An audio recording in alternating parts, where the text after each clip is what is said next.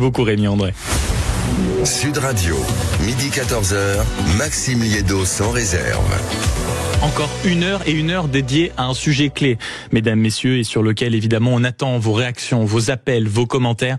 Le camarade Manu est déjà au standard. Il dégaine le téléphone plus vite que Lucky Luke tiré, donc c'est pour vous dire à quel point vous pouvez l'appeler dès à présent. 0826 300 300. Le sujet est simple, guerre économique, parce que là on le voit, le sujet de la défense est sur toutes les lèvres. On voit également à quel point, si vous voulez, l'État français semble s'intéresser aux grandes entreprises, aux gros fleurons, et pour ça je reçois deux spécialistes de ce qu'on appelle la guerre économique de tous ces milieux-là. D'abord Éric Delbecq, bonjour. Bonjour Maxime. Vous êtes expert en sécurité intérieure, vous avez également exercé dans ce domaine-là précisément de l'intelligence économique, et vous avez produit depuis des années de nombreux ouvrages sur le sujet, notamment la guerre économique, qui était un que sais-je aux éditions PUF, et quel patriotisme économique également au PUF, et votre éclairage sera précieux. Mais j'accueille également Paul Azibert, bonjour.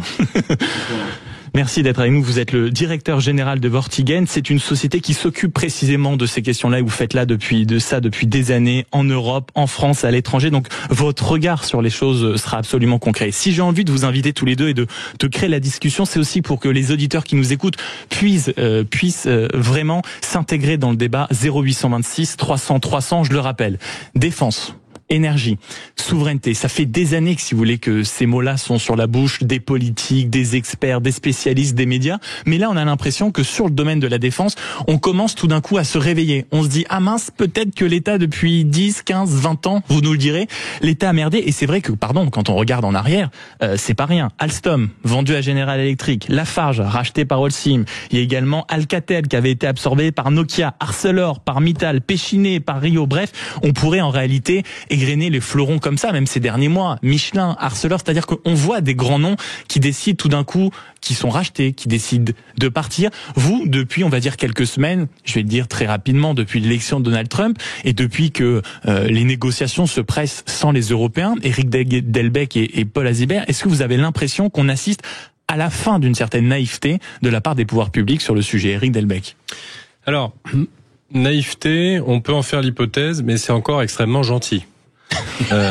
Faut être clair que pendant des années, ils s'en foutaient totalement. On a eu des débats sur ces questions de la souveraineté économique, de la souveraineté tout court, de l'autonomie stratégique, de la défense, des secteurs sensibles, notamment l'énergie, mais aussi les télécommunications, depuis la fin du siècle dernier.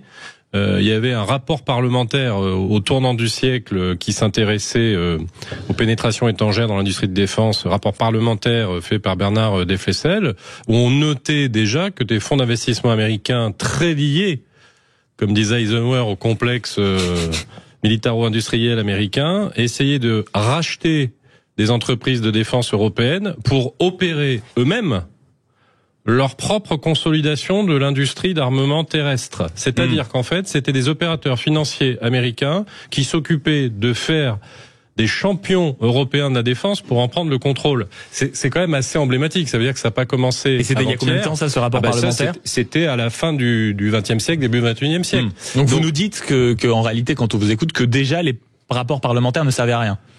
Alors, soit on peut dire ça, soit on peut dire que le signal avait déjà été très largement donné, parce que quand on a un rapport parlementaire, on peut pas dire qu'on est dans le signal faible. On est déjà dans le signal fort.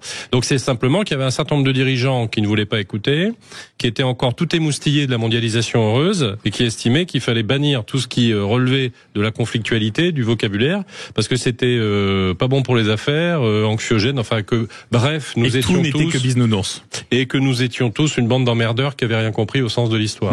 Paul Azibert, je le rappelle, vous êtes le directeur général de la société Vortigen. C'est la même question qu'à Éric Delbecq. Est-ce que vous qui côtoyez au quotidien les milieux économiques, les milieux politiques, ces milieux militaires, ces milieux de défense, les industriels, est-ce que vous avez l'impression que depuis quelques semaines, on assiste à une sorte de fin de naïveté, ou alors tout ça n'est que de la façade? Alors, je m'attendais à la question, du coup. Je vais essayer d'avoir une autre réponse, même si c'est tentant quand même de rebondir sur ce que dit Éric Delbecq et d'être d'accord. Depuis quelques semaines, oui peut-être, notamment dans les médias, parce qu'on a vu sortir, alors notamment dans le Figaro, on a vu employer des termes comme le terme d'otage économique pour parler Monsieur Petrucci qui avait été dans l'affaire Alstom enfermé aux États-Unis. C'est à mon sens la première fois qu'on parle d'otage pour parler de lui. Donc il y a une petite musique peut-être qui arrive, c'est intéressant. En revanche, c'est vrai que ça fait depuis si on remonte à la naissance de l'idée de l'intelligence économique, même en France, on arrive dans les années 90-97, mais c'est une question de doctrine. Donc, qu'on change un petit peu de discours, c'est une chose. Donc, début de prise de conscience, si je vous écoute, mais peut-être pas suffisante en réalité, vu l'urgence actuelle. Je sais pas si j'irais même jusqu'à sur un début de prise de conscience. Le terme ressort, mais si on remonte par exemple à la question de la doctrine américaine sur l'intelligence économique, elle est diamétralement opposée à celle française. En cela, il le disait très bien Eric Delbecq, qu'elle est offensive. On a dans les années 90 des groupements qui sont créés, des groupements publics aux États-Unis qui s'appellent notamment l'Advocacy Center. Qui est créé et qui peut utiliser l'ensemble des moyens de l'État à sa disposition pour aller sur des marchés. C'est comme ça que Thomson se fait sortir, par exemple, au Brésil en 94, parce que l'Advocacy Center mobilise la NSA, la CIA, et va aller poser Raytheon à la place. Bon, ça fait depuis donc plus de 20 ans, 30 ans qu'on a ça. Donc je sais pas si on peut parler d'un début de prise de conscience. J'aimerais bien. Mais à espérer en tout cas. À espérer, mais si on revient à des exemples plus récents et Eric Delbecq parlait des rapports parlementaires, les derniers en date, ça a peut-être été ceux qui voulaient créer même une commission à la défense économique ou au renseignement économique, sur le même modèle que la commission au renseignement. Pour l'instant, à mon sens, j'ai peut-être mal suivi, mais ça a toujours pas été fait, malgré 3 tentatives depuis 2019. Mais vous posez le débat, c'est-à-dire que, et c'est ma prochaine question, d'un côté, on assiste outre-Atlantique à une offensive, réalité, ou en tout cas à une vision offensive de toutes ces questions-là. Eric Delbecq, avant réellement d'entrer dans le vif du sujet et qu'on passe réellement sujet par sujet en réalité sous vos deux radars, comment, un mot pour qualifier en réalité l'attitude de la France depuis des années sur ces sujets-là? Naïveté, c'était pas le cas, mais est-ce qu'on a laissé faire? Est-ce que c'était de l'incompétence généralisée? Est-ce que c'était une volonté de pas s'en occuper? Paul Azibert, à l'instant directeur général de Vortigen, rappelait à quel point les États-Unis avaient très vite compris que, notamment dans les affaires, notamment dans les secteurs clés, il fallait être offensif. En France, comment on a été? Comment qualifier notre attitude? Alors là, j'hésite. Savoir si je suis Sentez-vous libre. Vous savez, il y a un slogan dans cette radio, c'est parler vrai. Donc allez-y. Non, mais véritablement et sans esprit de polémique excessif, ça a été totalement je m'en foutiste, mais surtout ça a été surréaliste. C'est-à-dire que on dispose d'une classe politique, mais pas que, parce que c'est vrai chez d'autres segments des élites, notamment des universitaires, qui pendant des années ont tenté de nous acclimater à l'idée que le rapport de force dans les relations internationales, ça n'existait plus. Que ce soit sur le plan militaire, économique, industriel, culturel. Donc, il n'y a pas d'affrontement, il n'y a pas de conflictualité, il faut urgemment sortir de l'histoire et ne pas essayer de garder une forme de souveraineté globale, intelligente bien évidemment. L'indépendance, c'est un peu surfait. On a des dépendances stratégiques, mais dans le fond, c'est pas si grave parce que c'est la loi de la mondialisation alors qu'on aurait dû depuis très longtemps essayer de construire le concept de dépendance croisée. Alors si je vous dis le mot œillère, vous le reprenez à votre compte, le mot œillère pour ce qui se passe en France depuis 30 ans concernant ces questions-là? Alors, probablement, mais sous réserve qu'on se soit installé soi-même ces œillères et qu'on le fasse quand même avec une petite duplicité. C'est-à-dire en évitant de traiter les problèmes, parce qu'un certain nombre d'entre eux ne voulaient pas le voir. Œillère volontaire. Voilà. Mais d'autres disaient, pourquoi on s'embête avec ces questions-là? Et juste une petite anecdote pour donner de la chair à tout ça. Quand j'étais encore au service de l'État, et en l'occurrence d'un organisme qui était dépendant de Matignon, j'ai été convoqué par la personne qui dirigeait l'établissement pour me faire entendre dire le dernier papier, c'était dans le cadre de mes fonctions de faire de la recherche sur l'affaire Alstom en disant que c'est quand même un peu bizarre de faire une stratégie européenne avec des Américains, en l'occurrence de faire entrer General Electric dans Alstom. c'est un petit peu étrange, donc je l'avais écrit, une stratégie européenne, ça devrait plutôt se faire par exemple avec des Allemands, et on m'a dit votre article n'a pas plu à l'Élysée. Et à l'époque, c'était Emmanuel Macron, secrétaire général de l'Élysée, François Hollande, président. Surtout François Hollande, président. Et Claude Revel, qui à l'époque était délégué interministériel d'intelligence économique, qui également a pris position sur l'affaire Alstom, pareil, a eu quelques difficultés, mais je vous rassure, on nous a empêché de nuire assez rapidement. Donc ça montre bien quand même que tous ces débats... même les personnes conscientes autour du pouvoir et autour des preneurs de décision étaient très rapidement écartées. On était écartés, on nous expliquait que on n'avait rien compris. Paul Azibert, en quelques mots, vous, comment qualifieriez-vous en effet la position de l'État ou des pouvoirs publics en général depuis quelques années en un mot? Est-ce que c'est de la naïveté, c'est de l'incompétence, c'est peut-être un manque de prise de conscience, c'est de l'écologie? Pardonnez-moi. C'est pas de l'écologie. Pas de l'écologie. Non, je veux dire, est-ce que c'est idéologique? Je ne pense pas que ça soit idéologique. Je pense que c'est peut-être une naïveté. Ce qui est déplorable, c'est qu'on a un grand nombre d'experts, de chefs d'entreprise, de politiques qui sont excellents sur ces sujets et qui sont des vrais talents. Et c'est un petit peu dans le vide. Mais qui parle dans le vide, en tout cas, oui, on a mis beaucoup de temps, mais on parlait d'autonomie stratégique tout à l'heure, c'est vrai que c'était le terme avant la souveraineté, on a mis beaucoup de temps à même pouvoir parler de souveraineté, donc oui, on part de loin, oui. Paul Azibert, directeur général de Vortigen, et Eric Delbecq, expert en sécurité, qui a également exercé pendant de nombreuses années dans ce domaine de l'intelligence économique, avec 2 livres, au moins en tout cas sur ces aspects-là, au PUF, La guerre économique, que sais-je, et Quel patriotisme économique également au PUF. Vous êtes sur Sud Radio, 0826 300 300, si vous voulez nous raconter précisément, si vous connaissez des anecdotes, si vous avez vu à côté de chez vous peut-être des entreprises extraordinaires, importantes, qui avaient un rôle extraordinaire dans ce qui est aujourd'hui la souveraineté, que vous avez vu tout ça partir alors que l'État ne s'est pas battu. Bref, vous voulez réagir à toutes ces questions, 0826 300 300, parce que dans quelques instants on revient, on va vous parler de LBM Aerospace. Vous savez pas ce que c'est, pourtant c'est le géant français qui équipe les Rafales, les chars Leclerc et les sous-marins nucléaires. Vous voulez un petit spoil? C'est en train d'être acheté par des Américains. On en parle dans quelques instants sur Sud Radio. À tout de suite. Sud Radio. Parlons vrai. Parlons vrai. Sud Radio. Parlons vrai. Sud Radio. Sud Radio, midi 14h, Maxime Liédo sans réserve. La guerre économique que l'on vit à bas bruit en réalité depuis des années, est-ce une impuissance d'État? J'en discute avec Eric Delbecq et Paul Azibert. Eric Delbecq, spécialiste de ces questions-là depuis des années, et Paul Azibert, directeur général de Vortigen, société précisément qui s'occupe de ces questions-là. On essayait d'abord de qualifier tout ce qu'on voit passer depuis des années, juste avant qu'on se quitte et qu'on se retrouve sur Sud Radio.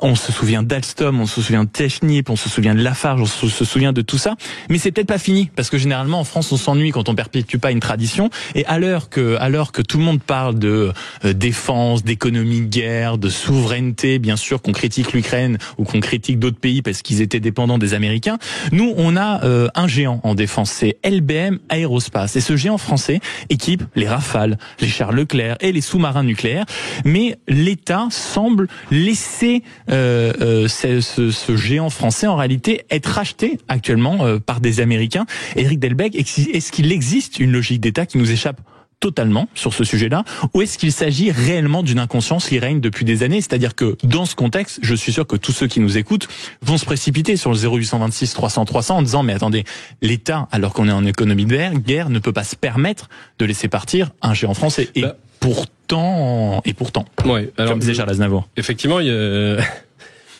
n'y a pas de logique, il y a un illogisme. Et deuxièmement, on n'est pas du tout en fait en économie de guerre. Ça, c'est encore un slogan. Alors, on a un président qui adore les métaphores guerrières, tout ça. Le Covid, c'était la guerre. Là, maintenant, on est en économie de guerre. Le réarmement moral, tout ça. Il y a eu le réarmement démographique aussi, on se souvient. Voilà. Une économie de guerre, c'est globalement, pour faire une mise en coupe réglée de l'économie au service de la guerre. C'est-à-dire des taxations, des réquisitions, des impositions de quotas, des sacrifices de certaines productions au bénéfice de la production de guerre, une vaste mobilisation.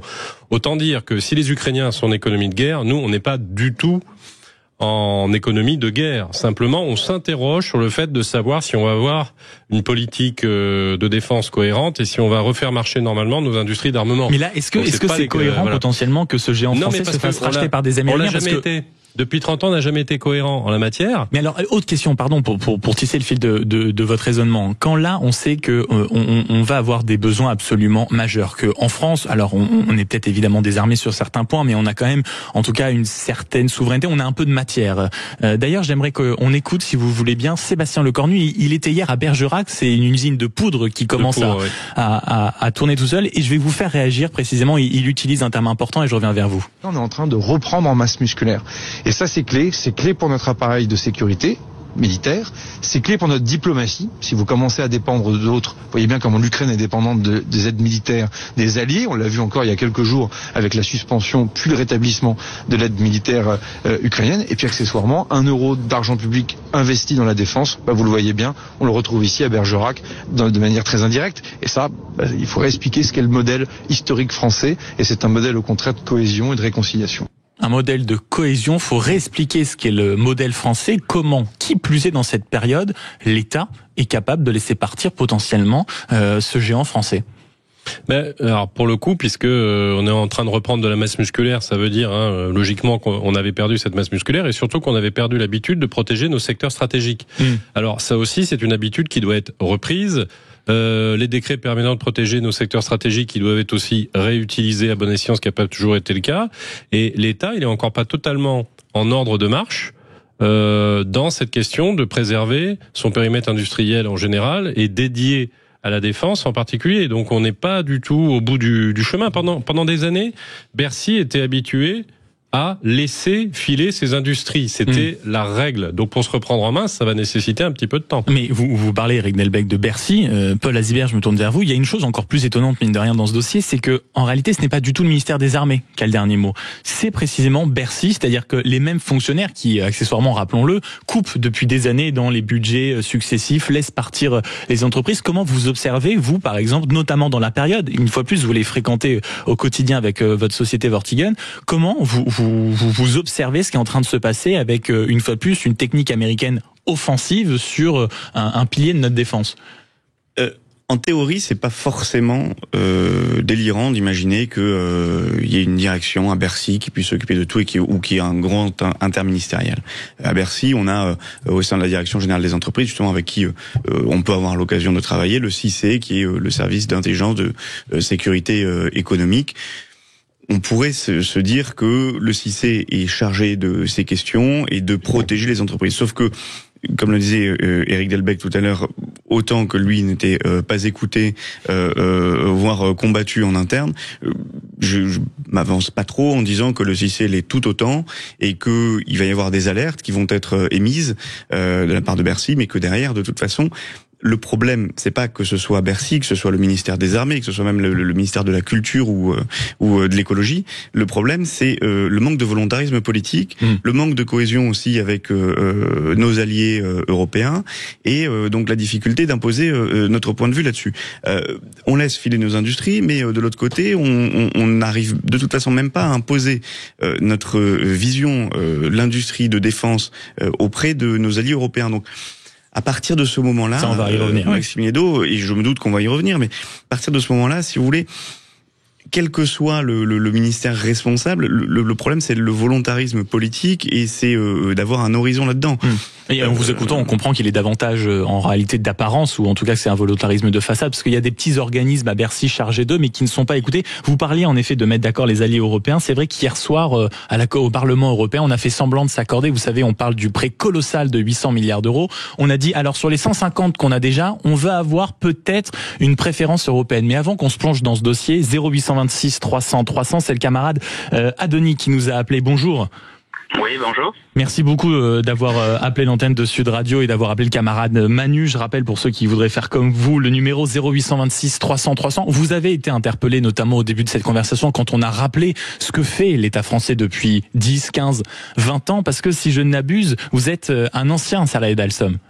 Oui, tout à fait. Et comment vous avez vécu, parce que nous, c'est devenu une affaire d'État un peu emblématique de ce que pouvait être la désindustrialisation, comment vous avez vécu de l'intérieur le balayage d'un géant français comme Alstom il y a des années? 10 ans maintenant. Très mal. Oui, 10 ans, effectivement. Je peux quand même m'en rappeler parce que je crois que la date butoir, enfin la date officielle de la vente d'Alstom à General Electric était le 2 novembre 2015. Je crois. Et c'est le jour de mon anniversaire. Je peux que m'en rappeler. Oui. Je l'ai très mal vécu parce que ça ne faisait pas longtemps que j'avais été embauché chez Alstom. J'ai appris en direct ce que ça pouvait être Alstom à tous les niveaux. Compétences, organisation, voilà. Enfin, c'était une super entreprise. Et donc je l'ai très mal vécu parce que quelque part je pensais, comme beaucoup de gens m'avaient dit, que je connais, qui travaille dans le nucléaire, t'es tranquille jusqu'à la retraite. Manque de bol, 1 an et demi après, à peu près, je n'étais plus Alstom, j'étais devenu General Electric pour 5 ans. Et c'est peut-être un peu naïf comme question, Adonis, mais quand vous avez décidé de travailler pour Alstom, il y avait, j'imagine, une dimension un peu patriotique de se dire qu'on travaillait pour une grande entreprise française, ou pas du tout de l'autre côté? Si, bien sûr. Pour tout vous dire, j'étais en reconversion professionnelle. J'avais 45 ans. Et donc, quand Alstom, j'étais intérimaire dans une boîte avec qui Alstom travaillait. Et quand ils sont venus me chercher, je n'ai pas hésité une seconde. Alstom, tout de suite, vous envoie vers quelque chose d'un petit peu. Vous pensez rentrer dans une entreprise pour très longtemps et aussi qui représente quelque chose aux yeux du public, on va dire français. Et une grande entreprise avec tout ce que ça veut dire en réalité, c'est-à-dire un grand service, un grand savoir-faire. Vous voyez, 10 ans après, on en parle encore. Donc c'est pas par hasard. Et quand aujourd'hui, et on va se quitter après cette question, Adonis, mais quand aujourd'hui, par exemple, vous entendez encore des géants comme Michelin, quand vous entendez des géants comme Aerospace qui sont en train de se faire racheter par les Américains, qu'est-ce que ça provoque chez vous? Et je me dis que quelque part, il y a des gens connus sûrement, mais qui vont bénéficier d'avantages. Je ne sais pas lesquels, mais je pense que c'est pas par hasard là aussi. Et c'est beaucoup à chaque fois avec les Américains. Donc je pense que l'aspect financier n'est pas négligeable. Est pas négligeable pour certaines personnes. Je vous rappelle juste que la dernière branche d'Alstom, si je me trompe pas, concernant le nucléaire, vient d'être créée, a été rachetée à General Electric.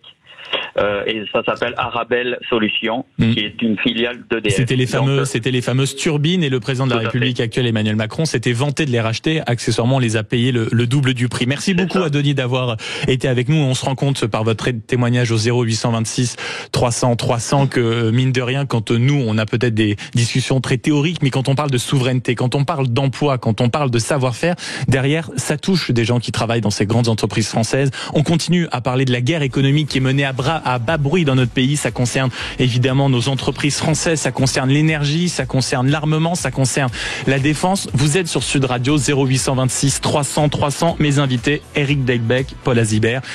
Si vous entendez ma voix, c'est que vous êtes au bon endroit. À tout de suite. Sud Radio. Sud Radio. Parlons vrai. Parlons vrai. Sud Radio, salé et sucré.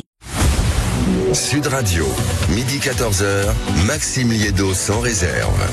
Dernière demi-heure ensemble avec un numéro clé que vous pouvez composer parce que le camarade Manu dégaine le standard 0826 300 300, mais également sur l'application Sud Radio et les réseaux sociaux pour parler et pour échanger avec Eric Delbecq, spécialiste de ces questions justement d'intelligence économique, et Paul Azibert, directeur général de Vortigen. On a parlé de défense européenne, on a parlé d'Alstom, on a parlé de tout ce que fait en réalité l'État depuis des années, c'est-à-dire laisser partir des géants, ceux qui participaient à ce qu'on appelle notre souveraineté. On a même eu un auditeur, tenez, comme Adonis tout à l'heure, qui nous rappelait et qui nous racontait, mais quand on travaille pour une grande entreprise française, c'est quand même une fierté. On a beaucoup aussi, on parle toujours beaucoup avec ces questions-là de l'Union européenne. Eric Delbecq, c'est vrai que là, on entend beaucoup se dire que ça y est, l'Union européenne a compris. D'ailleurs, regardez, la France a gagné la préférence européenne sur le fameux emprunt commun, 800 milliards, on parle de 150 milliards déjà dans le paquet. Hier, on a commencé à comprendre, il semble avoir un début de préférence européenne. Est-ce que on a vu quand même que ça faisait débat, et beaucoup de débat? Est-ce que c'est une bonne chose pour vous, ou on repart dans des effets d'annonce qui malheureusement ne seront pas beaucoup suivis d'effets? Ça, on va voir dans les mois, les années qui viennent. L'Europe puissance, on en parle depuis 20 ans, 30 ans. Moi, j'avais écrit un livre sur le sujet qui s'appelait l'Europe puissance, en 2005-2006. Vous voyez que ça fait minimum 20 ans. C'est pas d'hier, voilà. Mon âge. Voilà. Je note également que la Commission européenne, c'est pas l'organe dédié de toute éternité à ces questions-là, puisque par définition, la défense, c'était un des sujets dont elle ne s'occupait pas. Alors aujourd'hui, que la Commission prenne le lead sur ces sujets et que Madame von der Leyen, c'est un peu baroque, mais enfin, pourquoi pas. Quant au fameux emprunt, là-dedans, la question de la préférence européenne, elle est tout à fait floue. C'est-à-dire qu'on est foutu quand même au bout du compte de dépenser des milliards pour acheter du matériel militaire étranger, globalement aux 2/3 américains, puisque c'est ce qui se passe aujourd'hui. C'est-à-dire que non seulement on achète 75% de matériel militaire étranger, extra-européen, c'est-à-dire et les américain. 2/3 c'est américain. Alors la conséquence, enfin il y en a deux essentiellement, c'est-à-dire qu'au lieu de fortifier notre industrie d'armement européenne, on vitamine celle de nos petits amis américains. Et deuxièmement, parce que ça c'est encore plus drôle, bien sûr je ris jaune quand je dis ça, c'est que les technologies qu'ils nous vendent, ils peuvent en plus les bloquer si l'usage qu'on en fait leur convient pas. Et les contrôler à distance. Exemple clair, le F-35, avion de combat, eh bien si les Américains décident qu'il n'est pas pertinent de les utiliser, ils pourront les bloquer et les empêcher de décoller par le phénomène notamment de ce qu'on appelle les mises à jour. Enfin bref, ils ont un droit de veto sur l'usage des technologies de défense qu'ils nous vendent. Alors quand vous vous rendez compte que la Belgique, l'Italie, l'Allemagne, le Danemark sont équipés avec ces avions-là, comme le disait un commentateur, je crois récemment dans le Figaro, à juste titre, qu'est-ce qu'on va faire si jamais les Américains s'intéressent de trop près au Groenland? Est-ce que les Danois vont pouvoir faire décoller des F-35 pour défendre le Groenland? Alors il vaut mieux en rire parce que sinon on en pleurerait. Donc dans tout ça, qu'est-ce que l'Union européenne va vraiment faire? Moi, je demande à voir. Je suis pas forcément pessimiste, mais je demande à voir. Paul Azibert, directeur général de Vortigen, c'est vrai que à chaque fois en réalité qu'on parle d'énergie, de souveraineté, de défense, d'entreprise, de compétitivité, d'énergie, peu importe, on se tourne un moment vers l'Union européenne. Donc est-ce que la critique elle est un peu facile, c'est-à-dire que quand on entend ça en disant c'est de la faute de l'UE, mine de rien il y a une part de réalité, ou c'est vraiment une critique beaucoup trop facile pour qu'on la regarde avec intérêt? Écoutez, je pense que la critique n'est pas facile. Éric Delbecq le disait aussi. L'UE s'occupe de défense aujourd'hui. Il y a deux prérogatives. Normalement, c'est le commerce et la concurrence. Si elle s'occupe d'autant de sujets sans s'occuper aussi bien du commerce et de la concurrence, c'est qu'elle n'arrive pas à s'occuper de son propre précaré. Donc aujourd'hui, on ne doit pas compter sur l'UE on ne devrait pas compter sur l'UE pour imposer de l'achat de matériel de défense. On devrait compter sur notre propre capacité à vendre notre matériel. En revanche, ne pas attendre de l'autre côté d'avoir un bâton dans les roues de la part de nos partenaires. En fait, c'est plutôt cela. C'est pas. Donc vous dites en réalité que l'échelle européenne permet d'avoir plein d'adversaires, c'est ça? C'est même pas cela. C'est que on ne devrait même pas être dans le débat, où on n'est même pas arrivé au moment du débat où on doit dire l'UE devrait nous aider. On est au moment du débat où on doit dire déjà est-ce que l'UE peut éviter de nous mettre des bâtons dans les roues. Pour vous, c'est comme ça que la question se pose. Oui, parce que on l'a vu dans d'autres cas. Mais il y a un certain nombre d'influences qui ont été faites. Si on reprend deux cas récents, à la fois dans l'énergie et à la fois dans la défense. Dans la défense, on a le cas des sous-marins nucléaires qui devaient être vendus à l'Australie. Que se passe-t-il? On a un vague think tank ou une vague ONG malaisienne qui ressort, qui balance un certain nombre de fausses informations d'ailleurs, puisqu'il y a eu une enquête ensuite sur cette ONG malaisienne à propos de Naval Group, informations qui sont ensuite reprises cette fois-ci par il me semble Transparency ou Amnesty, qui écrit directement au gouvernement australien pour dénoncer le risque Naval Group. Et derrière, on se fait avoir. De l'autre côté, si on prend l'énergie, on a l'Energiewende allemand ou le Green Deal européen, et on se rend compte qu'en fait, on a un certain nombre de mesures, de dispositions qui passent, qui sont complètement contraires aux intérêts industriels français, qui a pourtant le nucléaire. Et face à cela, on a en fait après une enquête qui débarque, et ça a été soulevé dernièrement par une députée européenne d'ailleurs, Céline Imar. Oui. Notamment dans le Figaro via différentes tribunes qui soulèvent ces questions-là. Notamment dans le Figaro, et qui nous explique qu'en fait un certain nombre d'acteurs tiers, des ONG qui une fois de plus, on ne doit pas avoir une attaque concentrée sur les ONG. Mais en revanche, à partir du moment où il y a un acteur tiers, je pense que la première question qu'il faut se poser, c'est quel est l'intérêt à agir et qui finance. Et à partir de là, déjà, on aura fait une partie du chemin. Vous souleviez la question de l'énergie, on va y revenir dans quelques temps, sachant qu'on se rappelle du scandale il y a quelques semaines, c'était à la une du Point, je crois, notamment par la journaliste Géraldine Wessner, qui parlait que la Commission, en réalité, ou le Parlement européen finançait elle-même les lobbying pour faire signer le pacte vert. Donc forcément, c'est ce qu'on appelle, il y a un petit parfum de scandale. 0826 300 300, merci d'appeler Sud Radio, et c'est le cas de Serge du côté de Nîmes. Bonjour. Oui, bonjour. Merci beaucoup. Mais je vous entends, mais alors comme si vous étiez en studio, c'est pour vous dire. Vous vouliez participer à la discussion, cher Serge, on vous écoute. Oui, bien sûr. Votre discussion est absolument passionnante. Mais merci de le souligner. Alors, qu'on ait une capacité de fabrication, bon, c'est sûr. Mais notre capacité, il y a beaucoup de moteurs électriques, donc il faut de l'électricité. Donc d'un côté, on vous dit cela, et de l'autre côté, lundi dernier, il y a eu un conseil de programmation nucléaire qui a gentiment repoussé de 3 ans l'investissement dans les EPR2 pour quelques milliards de discussions. Alors que dans le même temps, il y a 300 milliards qui sont prévus pour tripler l'éolien et quadrupler le solaire d'ici 2035, avec la scandaleuse PPE3 là, qui risque de passer par décret. Alors moi, je pose une question très simple à vos invités. Est-ce que je peux construire à Charles Leclerc un sous-marin Barracuda ou un Rafale en attendant qu'il y ait du vent dans les éoliennes, quoi? Oui, c'est ça. C'est-à-dire que d'ailleurs, vous écoutez, cher Serge, je peux pas vous dire autrement. Vous êtes parfait parce que on allait se diriger à fond dans le domaine de l'énergie, parce que beaucoup de patrons alertent finalement sur ce que vous dites, à savoir que l'énergie aujourd'hui en France est un problème de compétitivité industrielle, Éric Delbecq. Et là, on peut pas dire que les gens ne s'emparent pas de micros, si vous voulez, des dispositions, des choses, des éléments qui sont en tout cas à portée de main pour le dénoncer. Mais pourtant, ça ne bouge pas. C'est vrai que l'énergie est un vrai sujet, mine de rien, de souveraineté également.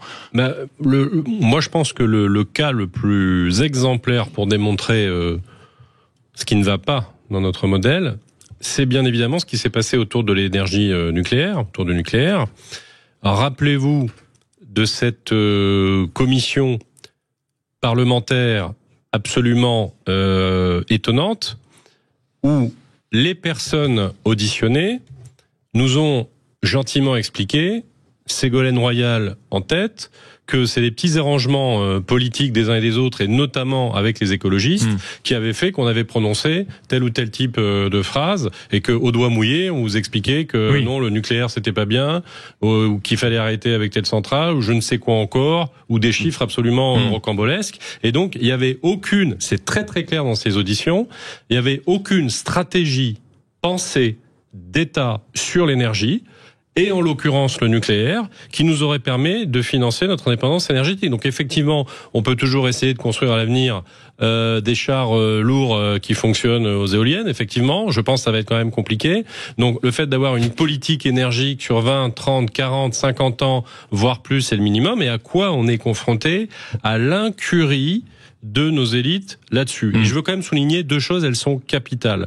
Premièrement, on a toujours cru que les Américains seraient nos alliés éternels. Il faudrait quand même raffiner un petit peu ce jugement particulier. Et deuxièmement, aujourd'hui, vous pouvez faire tout le cursus Sonorum, Sciences Po, l'ENA, etc., sans jamais entendre parler de sécurité nationale et de sécurité intérieure. Donc vous voyez le niveau de nos élites en la matière. Bon, Serge, vous avez eu la réponse à votre commentaire, là, non?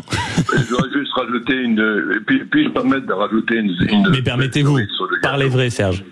Bon, écoutez, très franchement, apprendre que Dominique Voynet a été nommé au Haut Comité pour la transparence de l'information sur la sécurité nucléaire, je pense que ça suffit, quoi. Ça suffit, quoi. Tout est dit. C'est la fin de la récréation, vite fait. Mais écoutez, on va essayer de la siffler, on va continuer à se prononcer sur ces sujets. Merci beaucoup de nous avoir appelé, Serge, depuis Nîmes, au 0826 300 300. La discussion se poursuit sur Sud Radio. Paul Azibert, Éric Delbecq en studio. Vos appels au standard, et puisque le camarade Serge au standard a lancé le sujet, on va continuer à y aller. L'énergie, là aussi, croyez-moi, les ingérences étrangères sont nombreuses, et je crains que les politiques aient une petite part de responsabilité. 0826 300 300, Sud Radio. Vous êtes à la bonne temps. Attention à l'abus d'alcool. Sud Radio, midi 14h, Maxime Liédo sans réserve. Merci d'être avec nous sur Sud Radio. Il est 13h50. On continue cette discussion fascinante sur la guerre économique finalement qui se déroule à bas bruit, que ce soit ici en France, que ce soit en Europe, sur des sujets stratégiques en réalité. On a parlé déjà de la défense, on a parlé de la souveraineté énergétique, de la souveraineté industrielle. Mais précisément, Serge qui était avec nous tout à l'heure, qui nous appelait de Nîmes, évoquait l'électricité. Parce que c'est vrai que c'est quand même une petite marotte chez la plupart des patrons en disant, en fait, si on va avoir une industrie qui marche, il faut être compétitif. Si on veut être compétitif, figurez-vous que c'est quand même mieux si on a une énergie qui est finalement à un prix raisonnable. Mais il y en a quelqu'un qui a choisi des mots beaucoup moins diplomatiques que moi, c'est le patron de Saint-Gobain. Écoutez comment il critique les décisions du gouvernement concernant l'énergie. L'électricité ou l'énergie, c'est le premier facteur de compétitivité. Pour maintenir des usines, nous avons déjà différé des investissements industriels en France parce qu'on n'a pas de visibilité sur l'énergie au 1er janvier 2026. On serait sur un terrain de rugby, puisque la France a fait des efforts en rugby. Ouais. C'est un bras d'honneur, je suis désolé. Un bras d'honneur, PDG de Saint-Gobain, Benoît Bazin, qui prononce ces mots, et ça fait le lien avec ce que vous racontiez tout à l'heure, Éric Delbecq, à savoir que il y a un manque de stratégie. Et là, dans l'extrait, ce qui est très intéressant, qui dit, ah non, mais nous, ça y est, pour 2026, on a déjà mis en pause sur des investissements, sur des constructions d'usines, etc. Donc c'est une stratégie, une absence de stratégie, plutôt une absence de stratégie, visiblement. Oui, quand vous fréquentez un peu les coulisses ministérielles aujourd'hui, et depuis quelques années, stratégie, c'est à la limite du gros mot. C'est-à-dire que on réagit selon des contraintes du moment. On vous parle bien évidemment de la dette publique, ce qui n'est pas un petit sujet, j'en conviens. Mais vous n'avez pas de vision à long terme, c'est certain, mais même pas à moyen terme. Et il y a quasiment plus aucun département ministériel qui se pose la question de ce qu'on doit faire sur 20 ans, 30 ans ou un demi-siècle. Donc on comprend bien que face aux problématiques auxquels on a à faire face aujourd'hui, que ce soit dans le domaine de la guerre au sens pur, de la défense, ou bien des confrontations, des conflictualités économiques, ne pas savoir raisonner avec plusieurs décennies d'avance, c'est ne pas savoir raisonner du tout. Et on a des élites qui n'ont gouverner, c'est prévoir. Ouais, oui, mais qui n'ont aucune culture de la stratégie. Aucune. C'est-à-dire qu'ils n'en connaissent pas la définition. Pour eux, c'est un vague terme de management qui veut dire planification dans le meilleur des cas. Or, la stratégie... Généralement, ça se fait sur des plateaux, des feuilles Excel, en gros. Oui, puis c'est même pas, c'est à peine de la planification, c'est une vague idée de ce qu'on va faire. Effectivement, la seule chose qui les obsède, encore une fois, je dis pas que c'est pas légitime, c'est la question de l'argent, mais on fait pas la politique d'un État simplement avec l'obsession de la dette publique, sinon ça ne marchera pas. Donc l'idée qu'une stratégie, ça veut dire qu'il y a une conflictualité possible, c'est de l'action finalisée en milieu conflictuel. Si on fait de la stratégie, ça veut dire qu'il y a des acteurs qui vont, à un moment donné, tenter de vous empêcher de remplir vos objectifs. Donc, à partir de là, il en découle un certain nombre de mesures, comme le fait de prévoir quelles vont être nos sources d'énergie sur au moins 50 ans. Lorsqu'on a, d'un côté, un partenaire, parfois un peu rival, les Américains, qui ont parfaitement réfléchi le problème, et un géant chinois qui, lui, réfléchit à l'échelle des siècles. Et nous réfléchissons à l'échelle de la prochaine échéance électorale. Et Paul Azibert, comment vous observez précisément les politiques dans leur discours, quand on les voit en commission, quand on les voit à l'Assemblée, avant de partir sur le péril chinois, la Chine sévera, nous disait déjà Alain Perfit. Je crois qu'elle est éveillée, là. Je crois qu'elle est bien éveillée. Comment vous regardez justement, vous qui les fréquentez, les politiques, etc. C'est-à-dire, est-ce qu'ils ont sous influence, ou est-ce que c'est vraiment une incapacité à naviguer dans des temps qui, mine de rien, se bousculent?